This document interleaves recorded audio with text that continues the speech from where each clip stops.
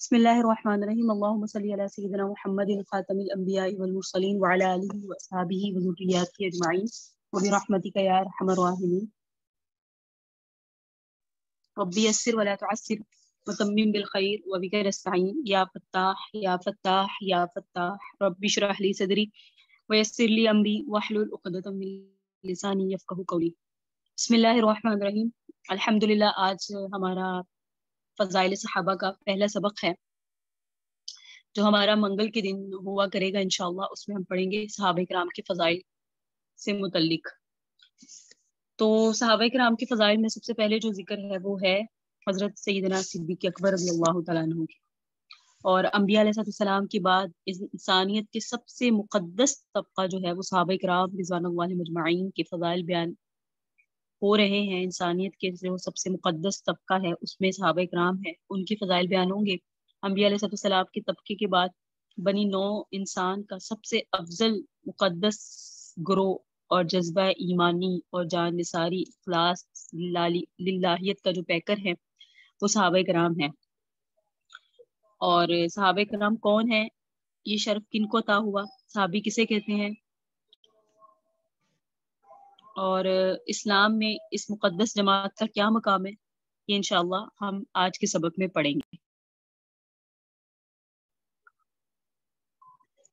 तो सहाबी कौन है, ये शर्फ किनको अता हुआ, सहाबी किसे कहते हैं, और इस्लाम में इस मुक़द्दस जमात का क्या मकाम है, इंशाअल्लाह वो हम पढ़ेंगे। सहाबी की तारीफ कि जिस मुसलमान ने भी नबी अलैहिस्सलाम की सोहबत उठाई या आपको देखा वो सहाबी है। सोहबत उठाने से मुराद है आका की सोहबत में रहा चाहे ना देखा हो, क्योंकि अक्सर सहाबा किराम ऐसे हैं जो जिन्होंने नबी अलैहिस्सलाम को नहीं देखा लेकिन वो सहाबी हैं। जैसे हजरत अब्दुल्ला बिन उम्म मक्तूम नावीना सहाबी हैं, उन्होंने नबी अलैहिस्सलाम को नहीं देखा, तो हम ये नहीं कहेंगे कि वो सहाबी नहीं है, बल्कि वो सहाबी हैं। हाँ, नहीं देखा, वो उन्होंने अपनी बेनाई ना होने की वजह से नहीं देखा, वरना सहाबी तो उन्हें भी कहा जाएगा। तो सहाबी वो होता है जिन्होंने नबी अलैहिस्सलाम को बहालत ईमान आका के साथ रफाकत की हो या आका अलैहिस्सलाम की सोहबत हासिल की हो।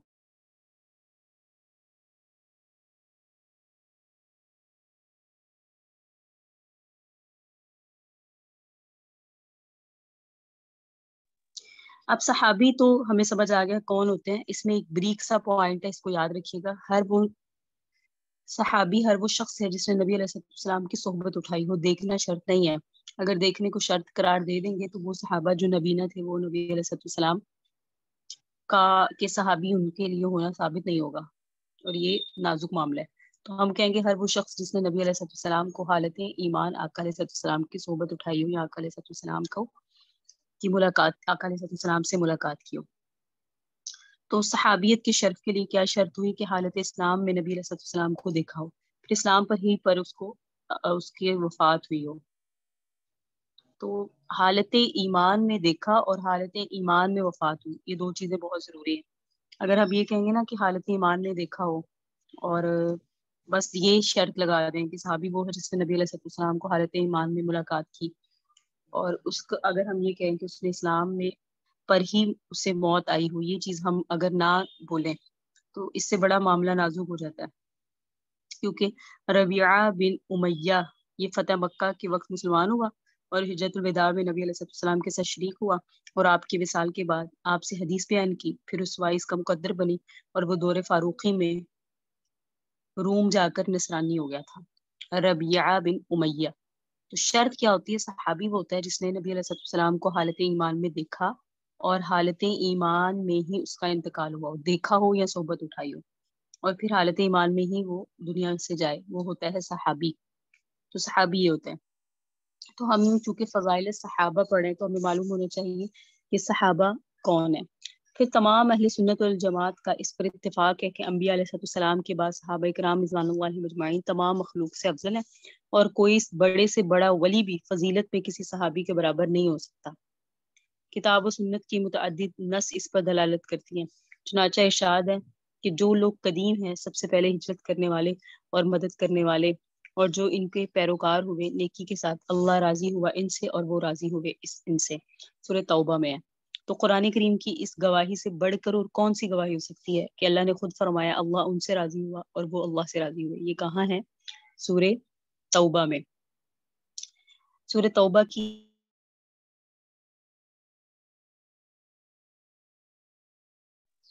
کی آیت ہے جس میں نبی علیہ السلام کہ جو صحابہ کرام ہیں رضی اللہ تعالی عنہ ورضوا عنہ، اللہ ان سے راضی ہوا اور وہ ان سے راضی ہوا.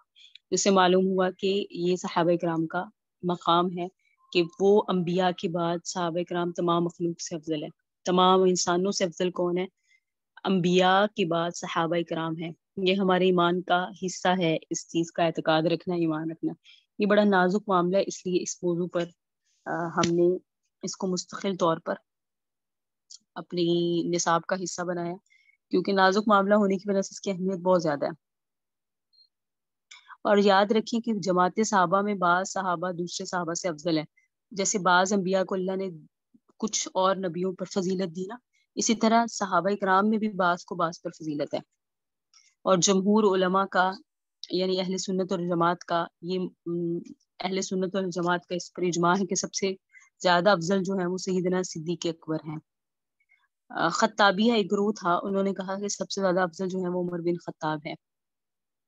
رواندیہ بھی ایک گروہ تھا، انہوں نے کہا سب سے زیادہ افضل عباس رضی اللہ تعالیٰ عنہ ہے. اور شیعہ ہیں، وہ حضرات کہتے ہیں کہ سب سے زیادہ افضل حضرت علی ہے. جبکہ اہل سنت اور جماعت کا اس پر اتفاق ہے کہ سب سے زیادہ افضل سیدنا صدیق اکبر ہے، پھر حضرت عمر فاروق ہیں، پھر حضرت عثمان رضی اللہ تعالیٰ عنہ ہے، پھر حضرت علی رضی اللہ تعالیٰ عنہ ہے. ہمارے اصحاب یعنی علماء اہل سنت والجماعت کا اس پر اتفاق ہے کہ صحابہ میں سب سے زیادہ افضل جو ہے وہ خلفائے اربعہ ہیں، یعنی یہ 4 خلیفہ. پھر عشرہ مبشرہ ہیں، یعنی ٹاپ 10 صحابہ کرام جنہیں جنتی ہونے کی فضیلت دی سنائی گئی دنیا میں نبی علیہ السلام نے. تو پہلا رتبہ ہوا، پہلا مقام ہوا خلفۂ راشدین کا، دوسرا ہوا عشرہ مبشرہ کا، تیسرا ہوا غزوہ بدر کے شرکاء کا، غزوہ بدر کے شرکاء تیسرے نمبر پہ. چوتھے نمبر پہ آئے غزوہ احد کے شرکاء، اور 5ویں نمبر پر آئیں گے بیعت رضوان. آپ سب کو یہ سمجھ آ گئی ہوگی کہ بیعت رضوان وہ بیعت جب نبی علیہ السلام نے حضرت عثمان رضی اللہ تعالیٰ عنہ کی ایک وفا پھیلی تھی کہ نبی حضرت عثمان کو شہید کر دیا گیا، تو آقا علیہ السلام نے ان سب سے بیعت رضوان لی. تو یہ اس میں جو حضرات شامل تھے تو 5ویں کیٹیگری ان حضرات کی. تو سب سے افضل ہوئے خلفائے راشدین، پھر ہوئے عشرہ مبشرہ، پھر ہوئے غزوہ بدر میں شرکاء، پھر ہوئے غزوہ احد میں شریک، پھر ہوئے جو بیعت رضوان میں شریک. تو سب سے پہلے آپ کے سامنے میں نے عرض کیا صحابی، یہ پوائنٹس دیکھتے رہا کریں. سب سے پہلے میں نے آپ کو سمجھ آیا کہ صحابی کسے کہتے ہیں، پھر بتایا مقام صحابہ کیا ہے، اور تیسرے ٹاپک میں نے آپ کے سامنے ابھی یہ ڈسکس کیا ہے کہ صحابہ میں افضل ہونے کا مسئلہ. تو وہ آپ کو سمجھ آ گیا کہ اس ترتیب کو ہم فالو کریں گے. پھر جو ہے چوتھا پوائنٹ ہے وہ ہے مشاجرات صحابہ. مشاجرات کا لفظ آپ کے لیے ایک نیا لفظ ہوگا، لیکن اس کو سمجھ لیں تو آپ کے لیے بہت ساری چیزوں کو سمجھنا آسان ہو جائے گا. مشاجرات کا مطلب ہوتا ہے اختلافات. صحابہ کے آپس میں جو اختلافات تھے اس کے متعلق اہل سنت اور جماعت کا کیا عقیدہ ہے. تو حضرات صحابہ کے درمیان جو بھی باہمی اختلافات ہوئے اور ان کی جو اس کی وجہ سے لڑائیاں ہوئی، جیسے کہ جنگ جمل ہوئی، جنگ صفین ہوئی، ان کے بارے میں جو روافض اور ناصبین غلط اور خلاف حقیقت باتیں بیان کرتے ہیں ان سے ہمیں قطع نظر کرنی چاہیے. اور اہل سنت والجماعت کا عقیدہ ہے کہ حضرات صحابہ سب کے سب عادل ہیں، حق پر قائم رہنے والے ہیں، نفسیات سے بالا تر ہیں. ان حضرات کا ہر عمل خاص رضا الہی کے لیے تھا، لہٰذا ان حضرات کے درمیان جو بھی باہمی اختلافات ہوئے وہ نفسانیت، خود گردی، دنیا طلبی، جاہ پرستی کے جذبے سے نہیں تھے. ان کا جو بھی معاملہ ہوا وہ آپس میں ان کی ایک اسے یہ کہہ سکتے ہیں ایک رائے کا اختلاف تھا، لیکن ان کا مقصد کوئی دنیا، جاہو، منصب اور ایک دوسرے سے نفرت نہیں تھی، کیونکہ وہ حضرات تو ایک دوسرے سے بہت عقیدت رکھتے تھے. جہاں تک ان جنگوں کا سلسلہ ہے جو جنگیں ان کی آپس میں ہوئی، تو اس کے متعلق ہم کہیں گے کہ ان میں بھی رائے کا اختلاف ہے.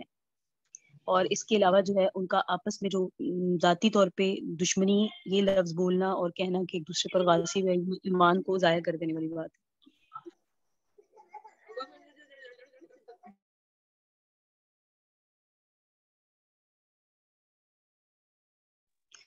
تو کیا معلوم ہوا کہ جنگیں جو ہوئی نا وہ صحابہ کے درمیان، ان میں سے ہر فریق کے پاس دلیل تھی جسے وہ اپنی ذات کے لیے ٹھیک سمجھتا تھا۔ سب صحابہ کرام جو ہیں وہ عادل ہیں، انصاف پسند ہیں، ان کی باہمی جنگیں اور مشاجرات، وہی جنگیں، اس کے متعلق کوئی ہمیں بات نہیں کرنی چاہیے، کیونکہ وہ سب مجتہد تھے، اجتہاد کر سکتے تھے، وہ سب رائے کا اختیار رکھتے تھے، سب کی اپنی رائے ہو سکتی تھی۔ ہم ہیں مقلد، وہ ایسے نہیں تھے، بلکہ ان میں اجتہاد کی صلاحیت تھی۔ تو جنگوں کا جو بھی ان کے درمیان معاملہ ہوا، ان میں سے ہم اگر فصیل بنیں گے، فیصلہ کرنے کے لیے بیٹھیں گے، تو ہمارا ایمان خطرے میں پڑ سکتا ہے۔ بڑا زیادہ نازک معاملہ ہے۔ خلاصہ کلام کیا ہوا دیکھ لیں کہ حضرات صحابہ کے باہمی اختلاف جو تھے نا، وہ اغراض اور نفسیات سے خالی تھے، صرف اور صرف اللہ کی رضا تھی، سب کا مقصد اللہ کو راضی کرنا تھا۔ تو اس لیے ان کے متعلق ہمارا عقیدہ ہونا چاہیے کہ صحابہ کرام انبیاء کے بعد سب سے زیادہ افضل ہے۔ اور پھر کون ہے وہ سارے سب سے زیادہ افضل کون ہوں گے، وہ ساری چیز آپ کے سامنے آ گئی کہ پہلے کس کا مقام ہے، پھر دوسرے نمبر پہ کن کا ہوگا، چوتھے نمبر پہ کن کا ہوگا، اور پانچویں نمبر پہ کن کا ہوگا۔ سب سے پہلے خلفائے راشدین، پھر عشرہ مبشرہ، پھر غزوہ بدر میں شامل، پھر غزوہ احد میں شامل حضرات، پھر بیعت رضوان میں شامل حضرات۔ تو فضائل صحابہ کے جو فضائل ہیں، ان میں سب سے پہلے فضائل ابو بکر صدیق رضی اللہ تعالیٰ عنہ میں آپ کے سامنے احادیث کی صورت میں پڑھنے لگی ہوں۔ انشاءاللہ آپ کو مزہ بھی آئے گا اور پڑھنا بھی آپ کے لیے بہت دلچسپ رہے گا۔ وبه قال حدثنا انس بن مالک رضی اللہ تعالیٰ عنہ ان ابا بکر صدیق رضی اللہ تعالیٰ عنہ حدثه قال نظرت الى اقدام المشركين على رؤوسنا ونحن في الغار فقلت يا رسول الله لو ان احدهم نظر الى قدميه ابصرنا تحت قدميه فقال يا ابا بکر ما ظنك باثنين الله ثالثهما۔ یہ حضرت انس بن مالک کی روایت ہے جو انہوں نے مسلم شریف میں بیان کی کہ سیدنا صدیق اکبر رضی اللہ تعالیٰ عنہ بیان کرتے ہیں کہ میں نے دیکھا مشرکین کے قدموں کو جو ہمارے سروں پر تھے، غار ثور میں تھے، وَنَحْنُ فِي الْغَارِ، اور ہم غار ثور میں تھے جب ہجرت کر کے جا رہے تھے۔ کہتے ہیں میں نے کہا یا رسول اللہ لو ان احدهم نظر الى قدمیہ، اگر ان میں سے کسی نے ہمارے اپنے قدمین کی طرف دیکھ لیا، تو اپنے پاؤں کی طرف دیکھ لیا نا، تو ہمیں دیکھ لیں گے۔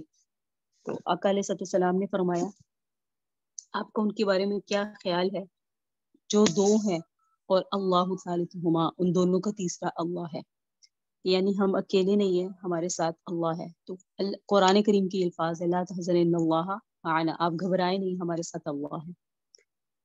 دوسری روایت ہے جسے بیان کرنے والے حضرت ابو سعید خدری رضی اللہ تعالیٰ عنہ ہیں، وہ بیان فرماتے ہیں ان رسول اللہ صلی اللہ علیہ وسلم جلس علی المنبر فقال عبد خیرہ اللہ بین ان یؤتیہ زہرۃ الدنیا وبین ما عنده فاختار ما عنده، کہ ایک دفعہ نبی علیہ السلام نے ایک روز منبر پر آقا علیہ السلام تشریف فرمایا تھے اور فرمایا ایک بندہ ہے جسے اللہ تعالیٰ نے اختیار دیا کہ وہ دنیا کی رونق کو لے لے اور چاہے تو اس چیز کو لے لے جو اللہ کے پاس ہے۔ تو اللہ کا جو بندہ تھا فاختار ما عنده، اس نے اس چیز کو اختیار کیا جو اللہ کے پاس ہے۔ تو نبی علیہ السلام ابھی بات بیان فرما رہے ہیں، صحابہ کرام کا ایک مجمع لگا ہوا ہے، نبی علیہ السلام نے کی اس بات میں بظاہر کچھ سمجھ نے اتنی زیادہ دقیق انداز میں سمجھنے کی صلاحیت بہت کم اس مجلس میں لوگوں میں تھی۔ یہ نہیں ہے کہ صلاحیت نہیں تھی، بہت باصلاحیت لوگ تھے، اور ہم یعنی باصلاحیت اصل میں وہی تھے، لیکن یہ بات جو ہے نا اتنے دقیق انداز سے کس نے سمجھی، صرف سیدنا صدیق اکبر نے۔ کیسے کہ نبی علیہ السلام نے فرمایا ایک بندہ ہے جسے اللہ نے دنیا کے بارے میں اختیار دیا اور اس چیز کے بارے میں جو اللہ نے کے پاس ہے، اس نے اختیار کیا اس چیز کو جو اللہ کے پاس ہے۔ آقا علیہ السلام نے بھی یہ بات ہی کی تھی کہ فبا کا ابو بکر، سیدنا صدیق اکبر رونے لگے، فقال فدیناک بآبائنا وامہاتنا، اور سیدنا صدیق اکبر نے فوراً فرمایا ہماری مائیں اور ہمارے باپ دادا آپ پر فدا ہو جائیں۔ فقال رسول اللہ صلی اللہ علیہ وسلم هو المخیر، کہ وہ بندے رسول اللہ صلی اللہ علیہ وسلم خود تھے۔ کان ابو بکر، اور سیدنا ابو سعید خدری فرماتے ہیں کہ ابو بکر صدیق رضی اللہ تعالیٰ اعلمنا به، سیدنا صدیق اکبر ہم سب سے زیادہ علم رکھتے تھے۔ وہ سمجھ گئے کہ نبی علیہ السلام نے اپنی وفات کے متعلق بتایا ہے کہ میں دنیا سے جانے والا ہوں، میں نے دنیا کو اختیار نہیں کیا بلکہ اس چیز کو اختیار کیا جو اللہ کے پاس ہے، یعنی میں نے اللہ کی ملاقات کو اختیار کر لیا۔ قال رسول اللہ صلی اللہ علیہ وسلم ان امن الناس علی فی مالہ وصحبتہ ابو بکر ولو کنت متخذا خلیلا لاتخذت ابا بکر خلیلا. تو نبی علیہ السلام نے فرمایا کہ مجھ پر اپنے مال اور اپنی صحبت سے سب لوگوں سے زیادہ جو احسان کرنے والے ہیں وہ ابو بکر صدیق ہیں. انہوں نے اپنی صحبت کے ذریعے بھی میرے پر احسان کیا، اپنے مال کے ذریعے بھی میرے پر احسان کیا. اور نبی علیہ السلام نے فرمایا اگر میں کسی کو خلیل بناتا تو میں ابو بکر کو خلیل بناتا. ولیکن اخوت اسلام، لیکن وہ میرے اسلامی بھائی ہیں.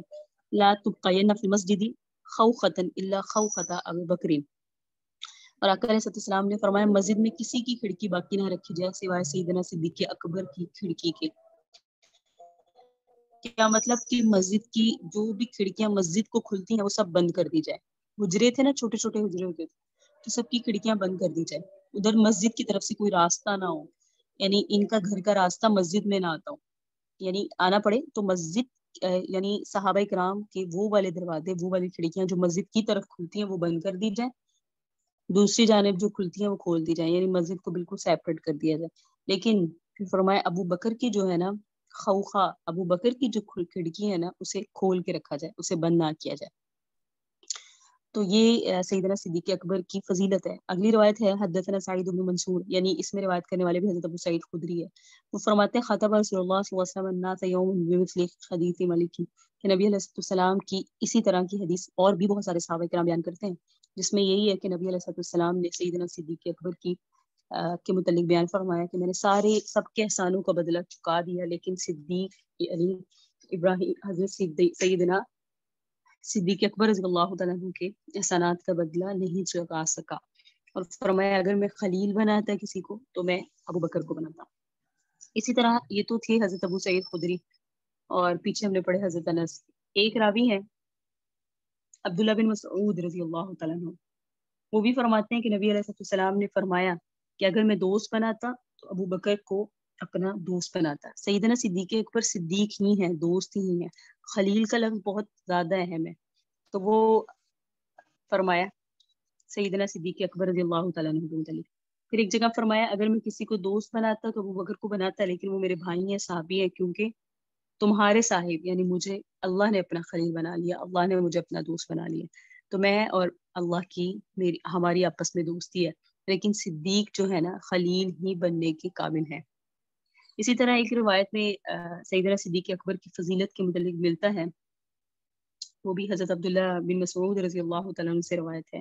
اس میں وہ یہی بیان فرماتے ہیں کہ نبی علیہ السلام نے حضرت سیدنا صدیق اکبر رضی اللہ تعالیٰ عنہ کے فضائل کو بیان کیا، اور آخر میں یہ کہا کہ ابو بکر اس لائق ہیں کہ انہیں دوست بنایا جائے.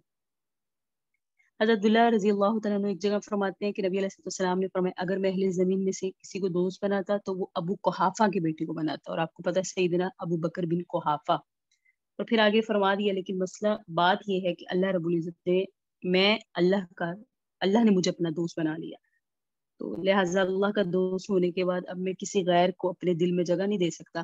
لیکن ابو بکر دل میں جگہ دینے سے مراد یہ نہیں ہے انہوں نے تو اپنے پہلو میں جگہ دے دی. دل میں جگہ دینے سے مراد یہ ہے کہ جو اللہ کی محبت ہے وہ انسان کے دلوں میں ہر ایک کی محبت سے زیادہ ہوتی ہے. اس لیے ابھی جو میرے دل میں محبت جن کی لبریز ہے میرا دل جن کی محبت سے، وہ ابو بکر کی جگہ ابو بکر نہیں بلکہ اللہ کی ذات ہے، ورنہ ابو بکر اس قابل ہیں کہ ان کو دل میں جگہ دی جائے، یہ مراد ہے.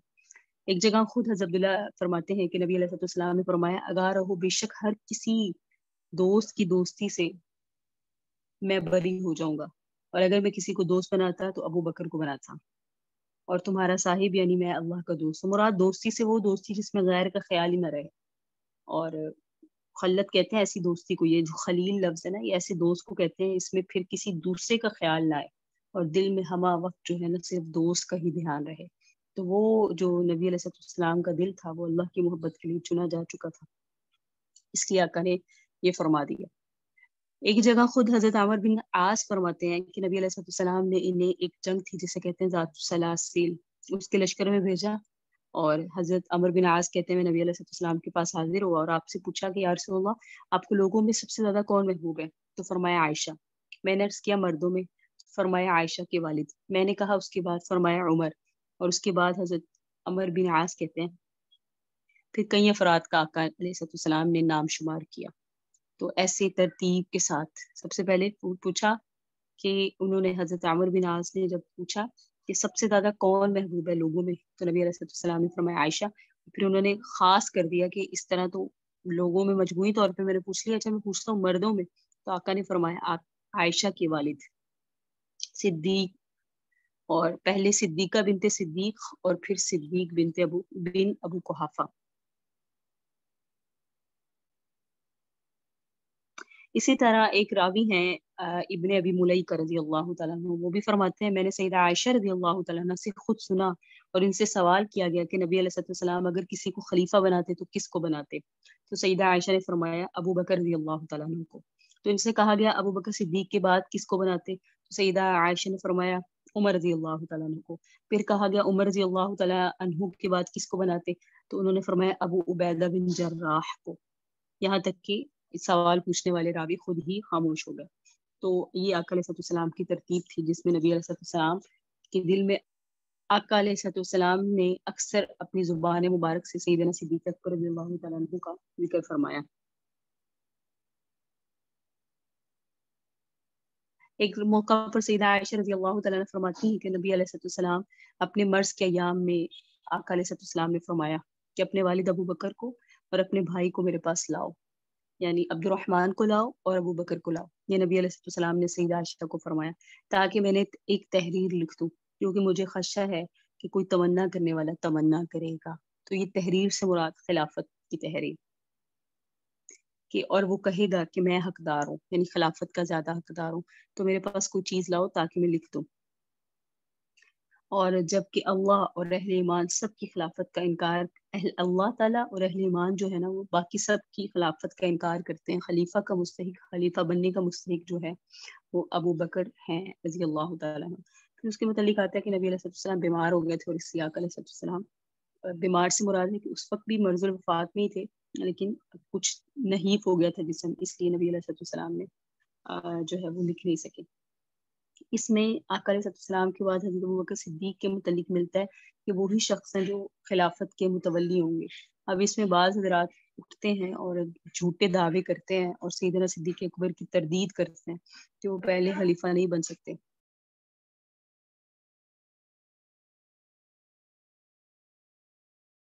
تو اس سے یہ ہوتا ہے کہ یہ حدیث کا انکار ہے، اور حدیث کا انکار انسان کو دائرہ اسلام سے خارج کر دیتا ہے. جب صحابہ کرام کی محبت آتی ہے نا، تو ایسا نہیں ہے کہ ہم فیصلہ کریں کہ نہیں اس کو ہونا چاہیے تھا، نہیں اس کو نہیں تھا.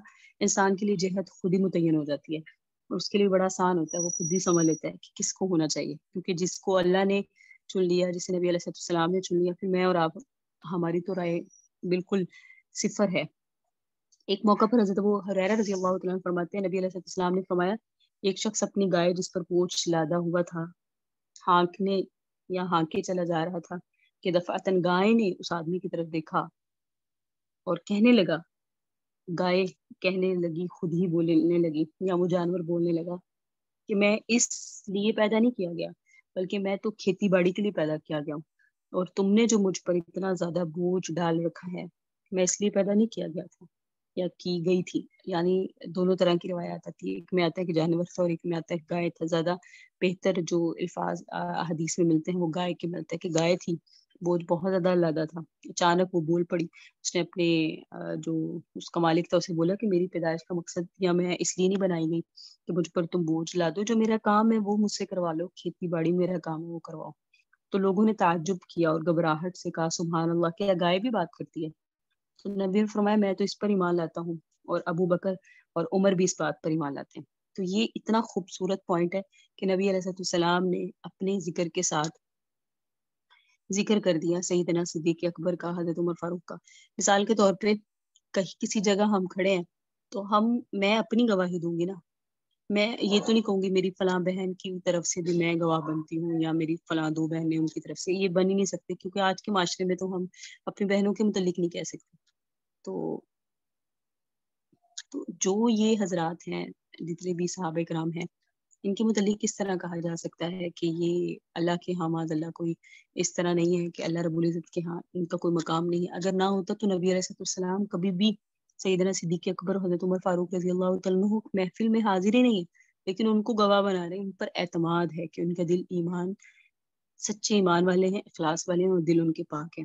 اس لیے اس گائے پر آقا خود تو گواہ بنے، ہاں میں گواہی دیتا ہوں، گائے بول سکتی ہے، میں مان لاتا ہوں اس بات پر. اور کہا ابو بکر عمر نہیں تھے اس وقت، تو کہا ابو بکر عمر بھی مان لاتے ہیں. یعنی آقا نے جہاں اپنا ذکر کیا وہاں ان دو حضرات کا ذکر کیا.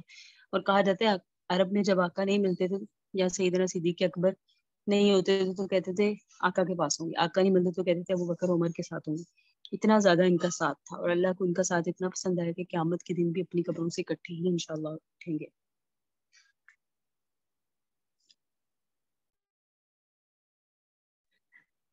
تو یہ سیدنا صدیق اکبر رضی اللہ تعالیٰ عنہ کے فضائل تھے جو ابھی آپ کے سامنے بیان کیے گئے، اور یہ بھی کافی شافی ہیں اور یہ بڑی مستند احادیث کی کتابوں سے ہیں لیے گئے، اور وہ آپ کے سامنے بیان کر دیے گئے. اس کا مقصد یہ ہے کہ ہمارے دل میں ترتیب آئے اور ہمیں سمجھ آئے کہ سیدنا صدیق اکبر رضی اللہ تعالیٰ عنہ کا کیا مقام ہے. آگے ہم پڑھتے ہیں سیدنا عمر فاروق رضی اللہ تعالیٰ عنہ کی فضائل. بہت سارے چونکہ صحابہ کرام میں سب کے ہم نے فضائل پڑھنے ہیں، تو دوسرا جو فضیلت ہے وہ حضرت عمر فاروق رضی اللہ تعالیٰ عنہ کی. حضرت عمر فاروق رضی اللہ تعالیٰ عنہ کے متعلق آپ کو بہت اپنی بھی معلومات ہوگی. ہم نے الحمدللہ تاریخ خلفۂ راشدین میں پڑھا حضرت عمر کیا کمال کی شخصیت تھی. ایک جگہ میں سن رہی تھی بیان میں کہ کسی نے اشکال کیا کہ حضرت عمر نے تو میدان جہاد میں کبھی لڑائی نہیں کی، اور تم لوگ کہتے ہو کہ حضرت عمر میں بڑی قوت تھی، بڑی شجاعت تھی، تو وہ تو کبھی میدان جہاد میں انہوں نے کسی سے لڑائی کر کے کبھی کسی کو مارا ہی نہیں، قتل ہی نہیں کیا کافر کو. تو وہ جو بیان تھا وہ ہمارے استاد محترم کا تھا، تو انہوں نے آگے سے بڑا پیارا استاد محترم نے جواب دیا، فرمانے لگے کہ حضرت عمر جن کا تم کہہ رہے ہو کہ انہوں نے جہاد میں شرکت تو انہوں نے کی، لیکن جو تم کہہ رہے ہو جیسے حضرت خالد بن ولید بڑی جرت والے تھے اور باقی حضرات بھی تھے ایسے جنگجو تھے، تو حضرت عمر نے اتنا زیادہ کارنامے سر انجام نہیں دیے. تو حضرت عمر کا جو وار ہوتا تھا وہ ذہن پر ہوتا تھا، انہیں تو تمہارے نظریات ہی بدل کے رکھ دیے اور جو ہے تمہاری شان و شوکت ہی ختم کر کے رکھ دی. اس سے بڑی حضرت عمر کی شجاعت کا ثبوت کیا ہوگا. حضرت عمر فاروق کی بہادری اور سخاوت آپ سب کو معلوم ہے. تو حضرت عبداللہ بن عباس فرماتے ہیں کہ حضرت عمر رضی اللہ تعالی عنہ بن خطاب ان کا انتقال جب ہو گیا تو ان کا جو جسم اقدس تھا اس کو گہوارے میں رکھا گیا، تو لوگ اس کے ارد گرد جمع ہو گئے اور ان کے لیے دعائیں خیر کرتے، ان کی تعریف کرتے اور ان پر نماز جنازہ پڑھتے جاتے. جنازہ اٹھائے جانے سے پہلے میں بھی ان لوگوں میں تھا. حضرت عبداللہ بن عباس فرماتے ہیں کہ اچانک ایک آدمی نے میرے پیچھے سے میرے کندھے کو پکڑا جس سے میں گھبرا گیا. میں مڑا تو دیکھا حضرت علی رضی اللہ تعالیٰ عنہ تھے. حضرت علی رضی اللہ تعالیٰ عنہ نے حضرت عمر رضی اللہ تعالیٰ عنہ کے لیے رحم و کرم کی دعا کی. حضرت عمر کی جو مبارک جسم تھا اس کو خطاب کیا اور فرمایا حضرت علی نے آپ نے اپنے سے زیادہ اپنے پیچھے کوئی آدمی ایسا نہیں چھوڑا کہ میں اس کے جیسے نیک اعمال پر اللہ سے ملنا پسند کرتا، اور اللہ کی قسم میں تو یہی گمان کرتا ہوں کہ اللہ تعالیٰ آپ کو اور آپ کے دونوں ساتھیوں کو، اللہ اکبر، یعنی حضور نبی اکرم صلی اللہ علیہ وسلم اور سیدنا صدیق اکبر، ان کے ساتھ آپ کو اور آپ کے دونوں ساتھیوں کو ایک ساتھ کر دیں گے.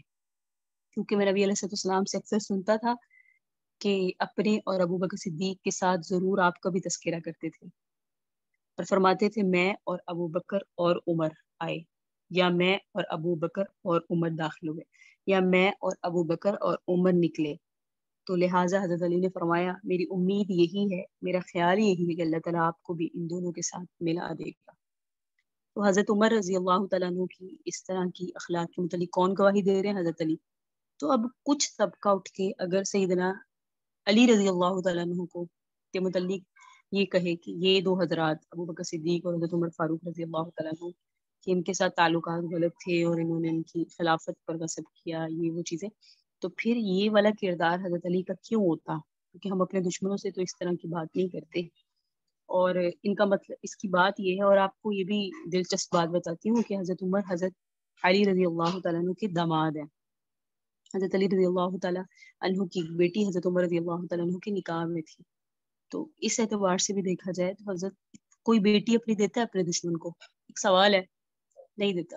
تو واضح بات ہے یہ لوگوں نے اپنی طرف سے من گھڑت پاتے ہوئے بنا لیے صحابہ کرام کو کی جو ذات ہے ان کو مشکوک کیا، کیونکہ صحابہ کی ذات کا مشکوک ہو جانا دین کا مشکوک ہو جانا، یاد رکھیے گا. یہ ایک پلرز ہیں جو ہل جائیں تو چھت، عمارت، دیواریں سب کچھ گر جائے گا. ان کا اتنا زیادہ مقام ہے صحابہ کرام کا.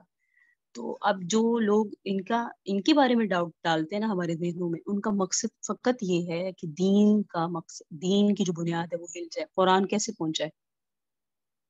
قرآن جمع کس نے کیا؟ آپ لوگوں نے پہلے سیمسٹر میں پڑھا، حضرت ابوبکر صدیق کے زمانے میں، اور عہد فاروقی میں، حضرت عثمان کے عہد عثمانی میں اس کو کس طرح مرتب کیا گیا، جمع کیا گیا۔ تو جو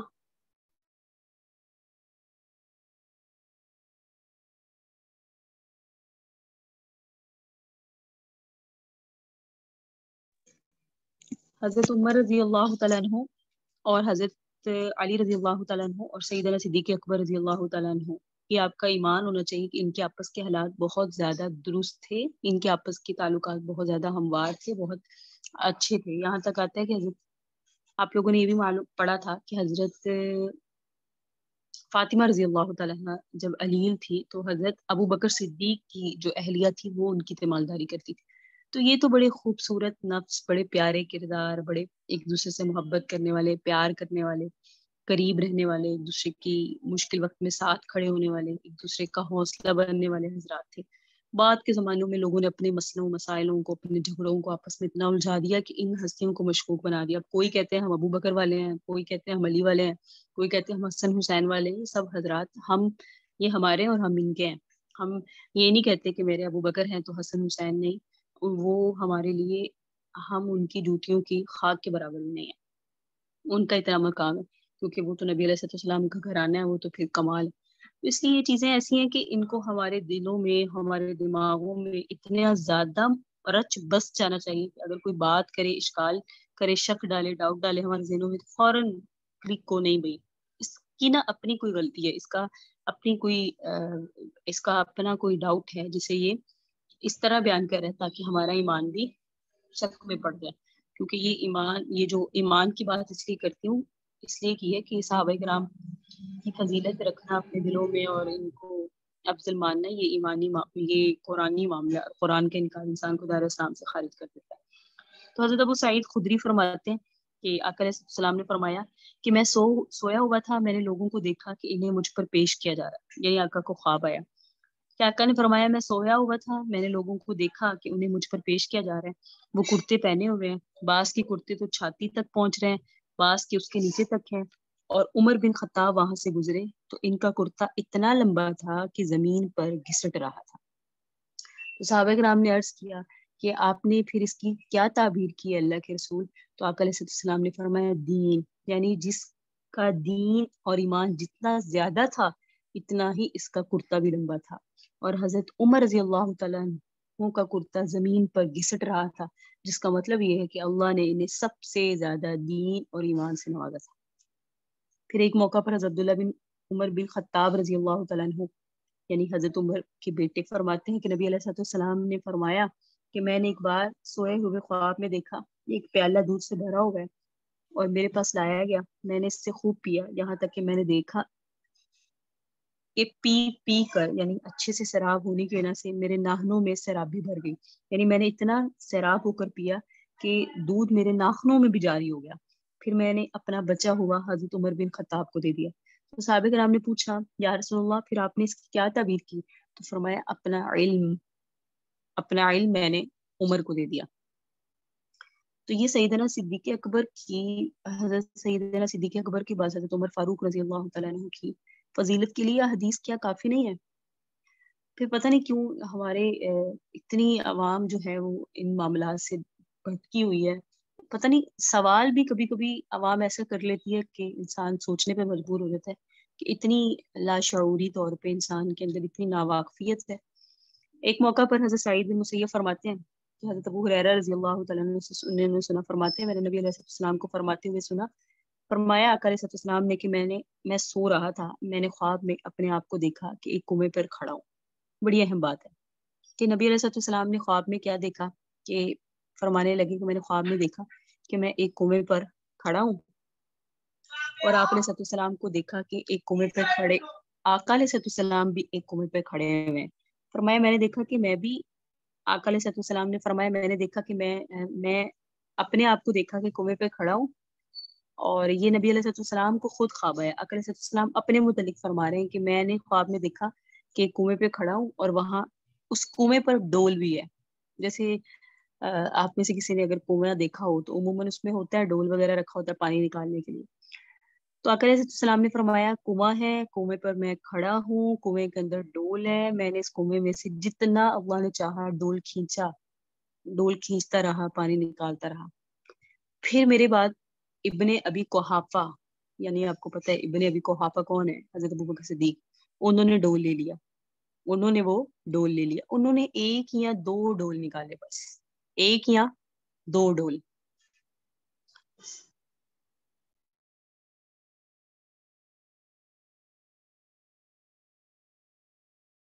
تو نبی علیہ السلام نے فرمایا کہ ابن ابو قحافہ جو ہیں انہوں نے ایک یا دو ڈول نکالے, اور ان کی ڈول کھینچنے میں اللہ ان کو بخشے کمزوری تھی.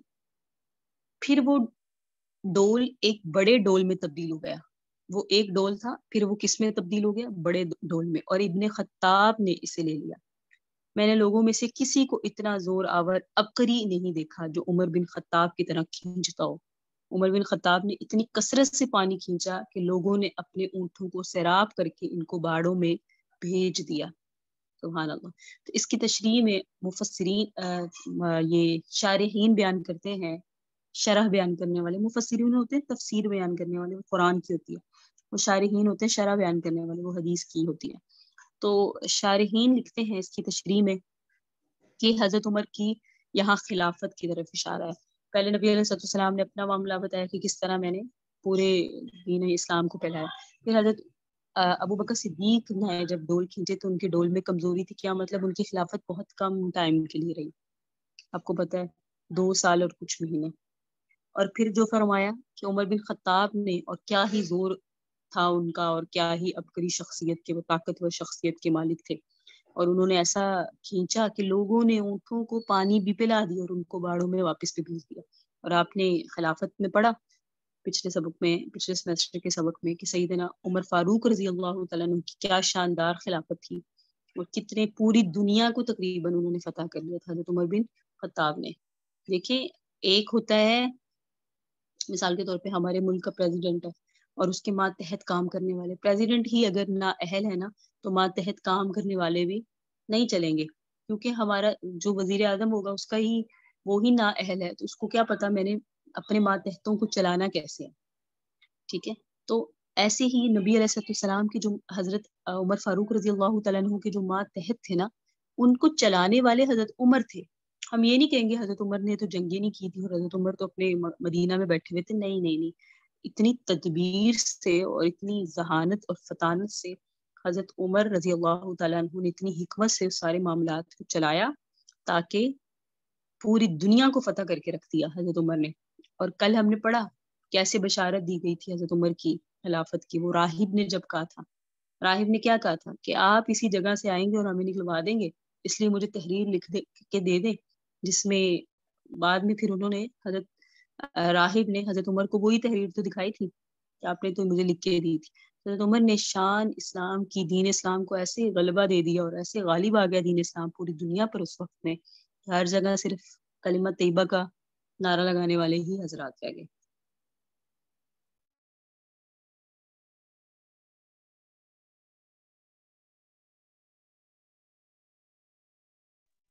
ایک روایت ہے حضرت جابر رضی اللہ تعالیٰ عنہ سے کہ فرماتے ہیں کہ نبی علیہ السلام نے فرمایا میں جنت میں داخل ہوا تو میں نے وہاں ایک گھر, آقا علیہ السلام نے فرمایا ایک گھر یا محل دیکھا. میں نے پوچھا یہ کس کا ہے, فرشتوں نے کہا عمر بن خطاب کا. تو حضرت نبی علیہ السلام فرماتے ہیں میں اس میں داخل ہونے لگا تو مجھے حضرت عمر کی غیرت کا خیال آ گیا. تو نبی علیہ السلام ابھی یہ ذکر فرما رہے تھے, آقا علیہ السلام فرما رہے تھے, تو جب آقا علیہ السلام نے فرمایا تو حضرت عمر رضی اللہ تعالیٰ اس بات پہ رونے لگے اور کہا یا رسول اللہ کیا میں آپ پر غیرت کروں گا, یعنی آپ کو اپنے گھر میں داخل نہیں ہونے دوں گا. تو آقا علیہ السلام ان کو دیکھتے رہے کہ یہ عمر فاروق رضی اللہ تعالیٰ عنہ کی اس انداز کو, کہ نبی علیہ السلام نے فرمایا کہ مجھے گھر دکھایا گیا, محل دکھایا گیا اور کہا گیا کہ عمر کا ہے, میں داخل ہونے لگا, عمر کی غیرت کا خیال آ گیا. عمر بہت سخت مزاج, اور سخت مزاج سے مراد ہے شریعت کے معاملے میں پورے عمل کرنے والے ہیں, تو ان کی غیرت کا تقاضا ہے کہ پوچھے بغیر ان کے گھر میں داخل نہ ہو جائے. تو پھر مجھے حضرت عمر رونے لگے کہ آپ میں آپ سے غیرت کھاؤں گا یا رسول اللہ، سبحان اللہ۔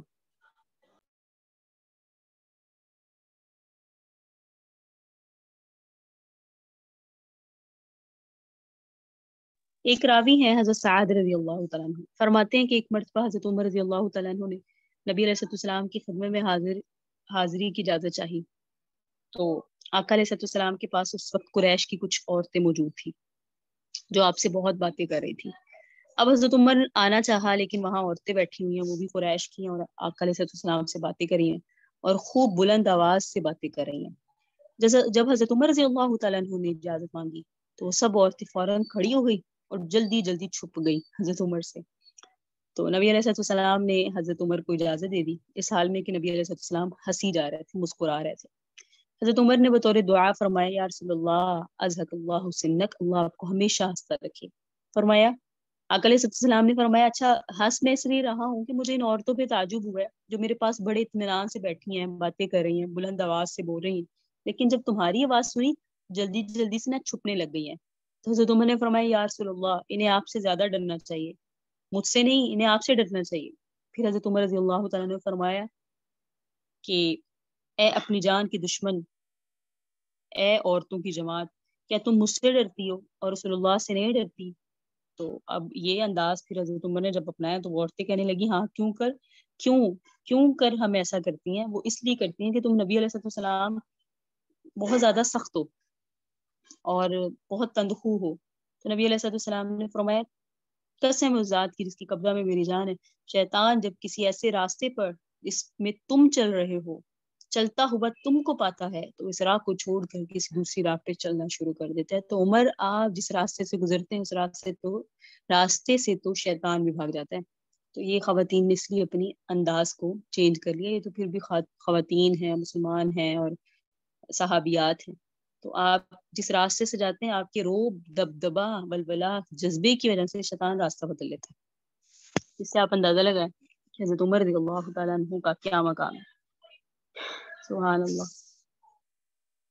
سیدہ عائشہ فرماتی ہیں کہ نبی علیہ السلام نے فرمایا ایک موقع پر کہ تم سے پہلی امتوں میں محدث ہوا کرتے تھے، یعنی الہام جنہیں ہوا کرتا تھا۔ پہلی امتوں میں بعض ایسے لوگ تھے جنہیں ملہم تھے، وہ الہام ہوتے تھے، لوگ تھے الگ، وہ کوئی انبیاء نہیں تھے۔ آقا نے فرمایا میری امت میں بھی عمر ایسا ہے، یعنی وہ محدث ہے، تو میری امت کا محدث عمر بن خطاب ہے۔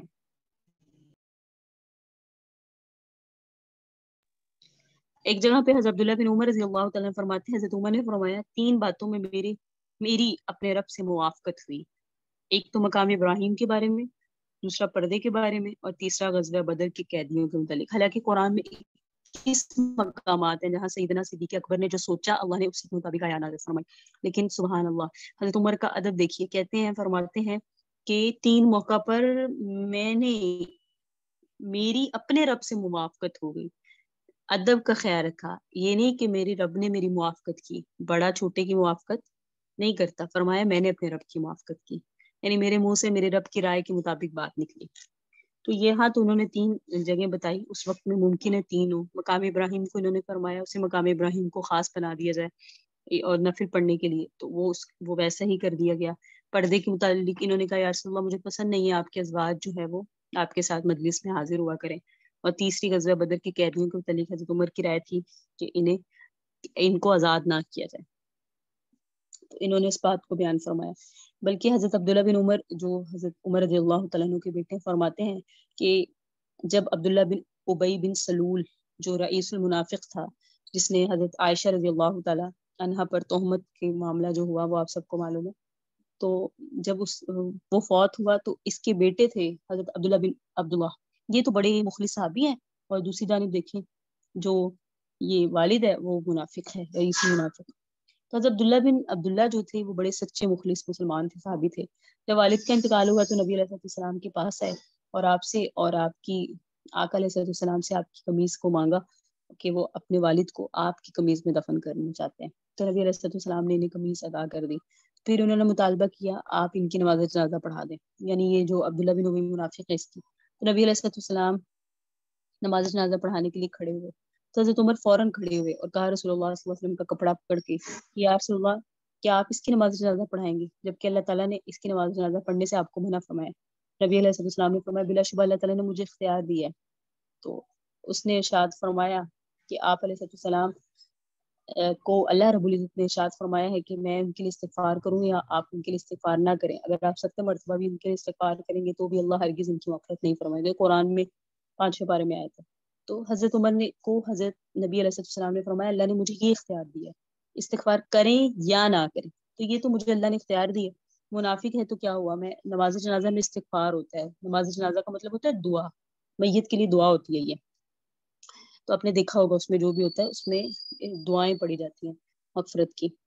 تو ابھی یہ بات کر رہے تھے کہ حضرت عمر نے فرمایا کہ وہ تو منافق ہے. تو نبی علیہ السلام نے پھر بھی اس کی نماز جنازہ پڑھ لی.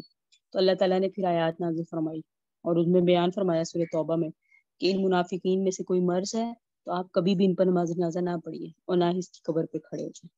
تو یہ نبی علیہ السلام پر آیات نازل ہوئی. اس موقع پر بھی حضرت عمر کی جو رائے تھی اس کے مطابق اللہ نے قرآن کی آیات نازل فرمائی. تو اس سے معلوم ہوتا ہے کہ حضرت عمر رضی اللہ تعالیٰ عنہ محدث تھے. اسی لیے اللہ کے نبی علیہ السلام نے فرمایا کہ اگر اس مجلس یعنی اس امت کا جو محدث ہے وہ عمر بن خطاب ہے. اور ایک موقع پر نبی علیہ السلام نے ارشاد فرمایا اگر میرے بعد کوئی نبی ہوتا تو وہ عمر بن خطاب ہوتا, لیکن انا خاتم النبیین لا نبی بعدی, میں آخری نبی ہوں اور میرے بعد قیامت تک کے لیے کوئی اور نبی نہیں آئے گا. حضرت عمر فاروق رضی اللہ تعالیٰ عنہ کے فضائل آپ کے سامنے بیان ہوئے. سیدنا صدیق اکبر رضی اللہ تعالیٰ عنہ کے فضائل آپ کے سامنے بیان ہوئے. اس کے بعد فضائل ہیں فضائل عثمان بن عفان رضی اللہ تعالیٰ عنہ. اس میں سب کے اس میں عشرہ مبشرہ کی فضائل آ جائیں گی. کچھ ایسے صحابہ کرام کی فضائل آئیں گی جو نعت خوان رسول جیسے حسان بن ثابت رضی اللہ تعالیٰ عنہ اور مختلف صحابہ کرام کی فضائل انشاءاللہ اس میں آیا کریں گے. اسی لیے آج ہم نے اس نے کم وقت میں الحمدللہ فضائل ابو بکر اور فضائل عمر پڑھ لیا. آپ نے کوشش کرنی ہے جو آپ کے سامنے حدیث بیان کی گئی ان میں سے کم از کم 7 سے 8 احادیث جو ہے وہ آپ اس کو یاد کر لیں تاکہ اگر آپ سے پوچھی جائیں یا پوچھی نہ بھی جائیں زندگی میں انشاءاللہ کام آتی ہیں. اللہ رب العزت ہمیں صحابہ کرام سے سچی وفا کرنے کی توفیق عطا فرمائے اور ان کی زندگیوں کو پڑھ کے اپنی زندگیاں بدلنے کی توفیق عطا فرمائے اور انہیں معیار ایمان قرار دیا گیا. قرآن میں فرمایا گیا ایمان لانا ہے تو ایسا لاؤ جیسے صحابہ کرام لائے. تو اس لیول کا تو ایمان ہم میں نہیں ہے, لیکن اللہ تعالیٰ سے دعا کرنی چاہیے کہ اللہ رب العزت اس لیول کا نہیں عطا فرما سکتے. اگر ہمیں فرما تو سکتے ہیں لیکن ہم پہنچ نہیں سکتے. اللہ تو فرما سکتے ہیں لیکن ہم پہنچ نہیں سکتے. تو ہمیں اللہ رب العزت ان جیسے ایمان کی تڑپ نصیب فرما دے کہ اللہ رب العزت ان جیسے ایمان کی جو ان کی جو اخلاص تھا ان کی جو للہیت تھی اور ان کی جو تڑپ تھی اور ان کی جو اللہ سے محبت تھی, دین کے لیے ان کی جو قربانیاں تھی, اللہ پاک اس کا اگر ایک قطرہ بھی عطا فرما دے تو ہماری زندگیاں بدل جائیں گی. آمین. صلی اللہ تعالی علی حبیب خیر خلقہ محمد وعلی آلہ واصحابہ وذریاتہ اجمعین وبرحمتک یا ارحم الراحمین. اللهم صل علی سیدنا محمد وعلی آل سیدنا محمد وبارک وسلم وصلی علیہ.